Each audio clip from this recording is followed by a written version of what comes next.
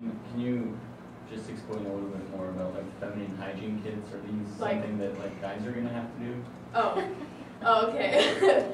Well, guys feel comfortable doing it, feel free. We had a guy do it last year and he was great.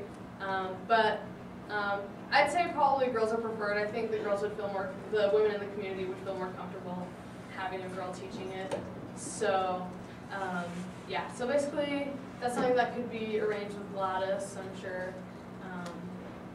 Just go to her, say we want to teach this clinic, and she can spread the word about a feminine hygiene clinic and just have a group of women. Last year our group was about 60 women, so it was a little bigger than I thought it would be. 60 women, their ages like 12 to, I think there's like an 80-year-old there. So, big range. As far as the tent cities go, I'm not sure how big the group's going to be. That's going to be something else that's assessed there on the ground. So, does that answer your question? Well, so if girls want to know what they're going to be, like what's going to be involved in this feminine hygiene stuff, where's the information for that? Okay, let me tell you what comes in the feminine hygiene kit. So the feminine hygiene kit is like a disposable pad and there's soap and everything in there because women, they don't have like tampons and pads there, or they do and they don't know how to dispose of them properly, and if they don't have that resource, the women are kind of just stuck at home. So a lot of girls miss out on school and the valuable education, and they just kind of miss out on a lot of important things in their lives because they're stuck at home. So with these reusable pads, they're able to use them and be able to continue to live their life normally, and then they just wash them, and then they can keep reusing them. And so, what was your question again? I got off on a tangent, like, sorry. What are they going to be doing when they? When they present. Do they need to know stuff? Yeah. To teach. Okay, there's a manual that comes in each kit, and so you'll basically just be going off of that. But last year, a lot of things in the manuals, like telling the girls how about their worth and their value and stuff. We kind of stopped doing that after a while. Not that they're not of worth, but it was just, I don't know, you just kind of explain to them how to use the kits and things like that. Because, I mean, they know about menstruation and things like that. They just need to know how to use the kits. So that was basically Does that answer your question? Yes. Okay. Any other questions? I kind of just blazed through this, but... I don't know if you answered that, I came a little bit late, but are we just teaching in English, or do we have a translator? You'll have a translator. Okay. Last year, for the feminine hygiene clinic, we had a guy from the hospital who spoke English. He came and translated for us. Okay. So that was great. And then we'll have some people in our organization who also speak Creole and things like that. So they'll be translating as well. So yeah. Awesome. Any other questions? Question, is somebody named John Frost here, by any chance? He's in Arizona. Oh, he's in Arizona? Okay. Okay. Awesome. All right. So another question. Okay. So it seems like there's a lot of different things going on here. So if I want to get ready now, I should just read the packet and do my own research, or I would study the manual a lot. If you want to do more research, you feel free. You'll probably be asked questions that you don't really know the answer to. So any background information you have would be great, but it's not necessary. You can also go back later. If you get asked a question, don't know the answer to it, research it while you're there and then get back to the person. But especially with the breastfeeding, I would strongly encourage just some basic research. But yeah, other than that, I think the manual's great. 2 questions. Number 1, where is the manual? Is that? Yeah. We'll have that in a couple of days. We'll send that out to you. Yes.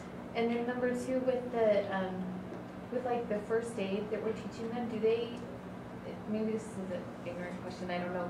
Do they have access to these to alcohol wipes and Neosporin, and do they have these supplies that we're teaching them to use? Yeah, that's a good question. Last year, we gave out those supplies, at least just a minimal amount, because we don't want to be giving out handouts necessarily.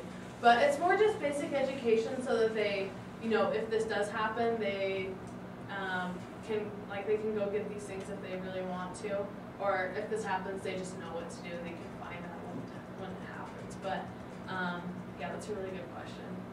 And so also, I was going to say, before you start teaching a class, you'll want to ask the people in your group like what they already know about the topic, because you don't want to be teaching them something that they already know about. That's, you know, a waste of time. Like last year we went to do some malaria education stuff, and we go into these schools and we find out that the kids knew more about malaria than we did, because it had just been shoved down their throats for so long.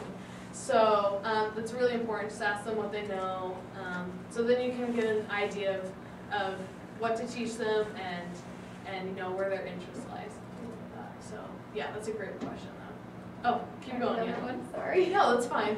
So I'm just wondering if there's any way maybe to be more effective in that, like figuring out what they already know before we go in, so we know Yeah, like what to teach. Yeah, Does that's that make one. sense? Yeah, that's one thing there are a lot of like we can plan as much as we want like while we're here, but we can't actually do anything until like know Sure. what they have till we're there and Right. interacting with them, because you know things always change and their needs change. So I think that's just one thing that you just have to see plan for everything, but when you get there you just have to ask them you know what they know. So. And a lot of this has changed from last year. So like, I mean, this is altered in like what we've learned last year. So Yeah. it is adapted as much as it can be. We just Sure, don't know what's sure. happened necessarily in the past. And 9 it's months. really important, like this is like made to be flexible, because you know we just have to be flexible once we're on the ground, because we can, like I said, we can plan as much as we want, but we won't really know the situation until we actually get there. So On that point too, we're probably going to be teaching a few different kinds of audiences, right? So like we'll be Right. teaching kids in orphanages, we may be teaching kids in classrooms, at school, you know, older people, you know, whole range. So it'll be really important to kind of assess that. Sure. yeah. You had talked about addressing a wound with water. Mm-hmm. How good are they to like getting access to pure water, or They're actually treating their water? they're pretty good with accessing it, like at least from what I saw. I mean, Kind of depends. yeah, it kind of depends, but I Do you mean, train them at all on how to on like how to like find clean water or how to either find clean water or how to treat water that isn't? I don't know, that's probably a separate project, I would think.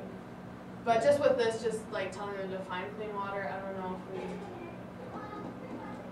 On that point, can you talk about the water filters just briefly? The water filters that we had last year? Or would you like me, like, Yeah, know you do. what we're going to do with the water filters? Yeah, you know more about it than I do, so you go ahead. So last year we had a water filter project. This year we're going to have one as well. But it's a little more specialized and a little more technical. We do teach, we intend to teach people a little bit about the importance of water purification and all that stuff, but the program is going to be organized a little bit differently, because in Leogan there is at least last year there was pretty easy access to purified water. So most of the stuff that we did was with water filters was a little bit further out and required a little bit more specialization, I guess. So that's a component. We'll kind of assess these when we get on the ground. We're still kind of developing a strategy for that. But yeah. So you may end up helping with water filtration as well. We'll evaluate that as time goes on. But yeah, just like making sure that you like tell them that it needs to be clean water and things like that. Because from what I saw where we were, like most people had access to clean water. So whether it was buying it or they had a pump or something. So does anybody have any questions anymore? Great questions. Okay. Yeah, when you guys teach, like you'll get used to it, how the whole thing runs. It's really, people there, they're so loving, they're so welcoming, and you'll have a great time and really be able to, help people become more fluent in, becoming healthier. So, yeah, thanks guys. You can contact me if you have any other questions.